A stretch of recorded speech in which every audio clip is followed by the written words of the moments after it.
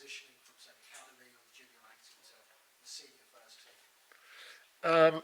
Look, I think understanding that, getting to first team level is not the destination. I think sometimes, they, particularly players who have undoubted talent and have come through as always being one that people highlight, they get to first team and sometimes they think, all right, that's it, I've made it. And what we know is that that's not the case, because, for every sort of Yamal who's 17, there's probably 100 who debuted at 17 who don't, so there's a cautionary tale there about just because you make it as a young player at a young age and you start well.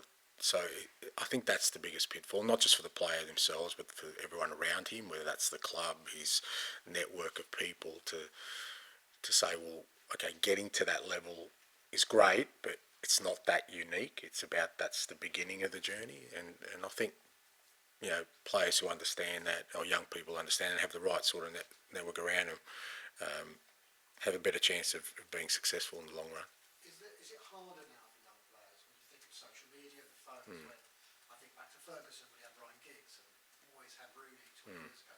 Is it harder for managers and players because, touch of a button they get abuse on the phone or they get praise? Yeah, absolutely. But again, we've got to, guys of our vintage, mate, without casting aspersions on your own age, they're growing up in a different world. I think they're a little bit more aware of it than we are. Like if it was me for my kids, I'd certainly be frightened about it. But hopefully, young people are getting educated along the way. They've probably seen others and understand that. Like I said, the people around them are really important. Clubs are more aware of these kind of issues that potentially could happen. But again, it is whether it's today or 20 years ago, there's always those pitfalls of that are potentially there. But like I said, I can only speak obviously about Mikey, and from what I've seen, I think he's well equipped to handle sort of whatever challenges there are there. Would you say he's the one who stands out for you and always has stood out from that crop in the academy, or are there other players that you think are likely to touch in the same kind of way? Again, you're always, because again, players develop sort of differently, so you kind of always try and keep an open mind. There was no doubt that when we brought Mikey up last year, he was still 16. Like I said, he'd had a couple of injuries, but the couple of times he played in the 21s, he kind of stood out. And Simon Davies and the guys in the academy were really strong about him and his potential. So, and then you look at them when they train, and how do they train? What's kind of their behaviour like? What's their sort of mindset like? And he just came into it and fit in straight away. So that was the first thing you kind of notice. You think, okay, well, because ultimately you want to expose young players to our training environment, but you don't want to detract from our training environment either. Are they coping? Are they contributing? And he settled in really well, whereas others you think, well, they probably need a little bit more time before we bring him, integrate him in, and then and certainly through pre-season he was always a standout for us. So, but I think there's others in there. There's some young boys in there who are starting to, make some inroads. Some a bit younger, around the 15, 16 age group as well, which is exciting for the club. It's important for us as a club, I think, having that pipeline. Means that hopefully if you go through a successful period,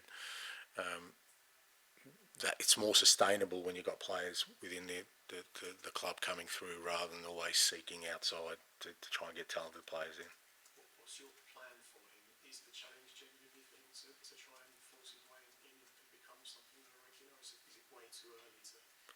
Look, I mean, again, I just keep an open mind about it. I think the most important role I've got is to keep my observation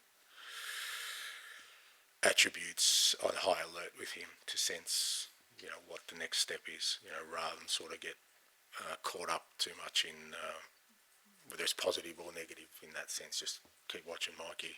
He'll be the best guide of that.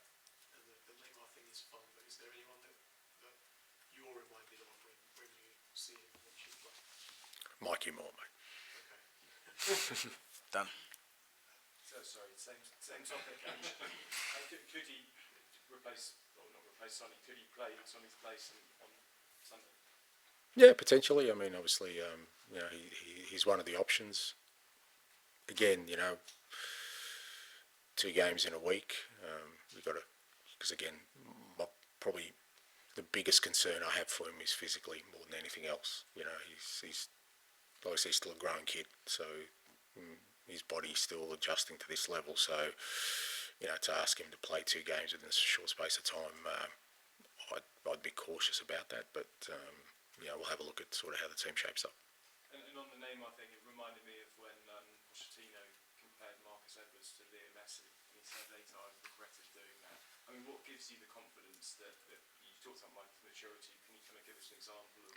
Just to be clear, I didn't call Mikey No, Neymar, no. right? So, just to be absolutely, yeah. Well, we'll address it with my captain then. No, look, like I said, I think you'll find that, you know, my demeanour around Mikey would be the same today as it was yesterday, and I think that's what he'd expect.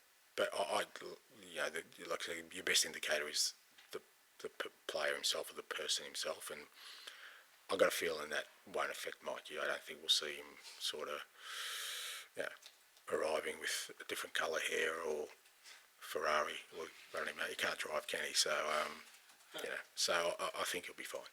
And I wondered, have you had any clarity on Rodrigo Bentancur and a potential ban? And is that something you're preparing for?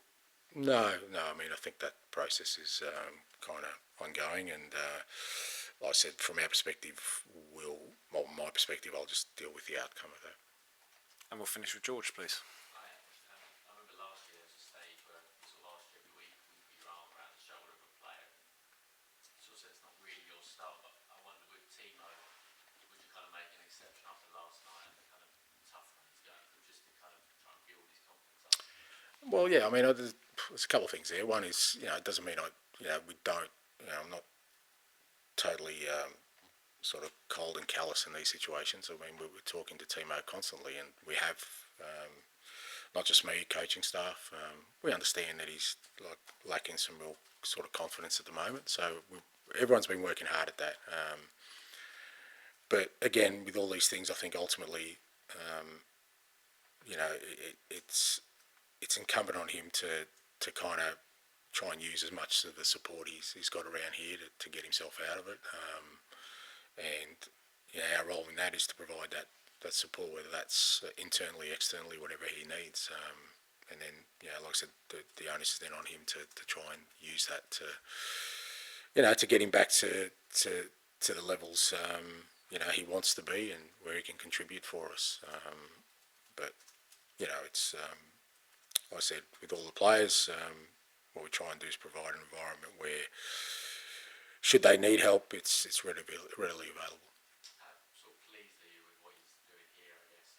And even in the games, it feels like until he gets in the box, he's doing a lot of the right things and the things that you sort of wanted of him last season as well. Yeah, look, he is, but at the same time, we do need output from our wingers. I mean, that's the key part. I mean, it's kind of, I thought the difference last night was that, you know, when Mikey was on with Brennan, we were a real threat on both wings, and we were getting outcomes from it. You know, it wasn't, you know, we didn't score, but I think, you know, 3 or 4 really good chances came from it, and you need that to happen with the way we play. So, yeah, whilst the general play is important, and with Timo, you know, he's done well. You know, we still need more sort of in that front third, and I think we got it in the second half. Okay, thank you. Thank you.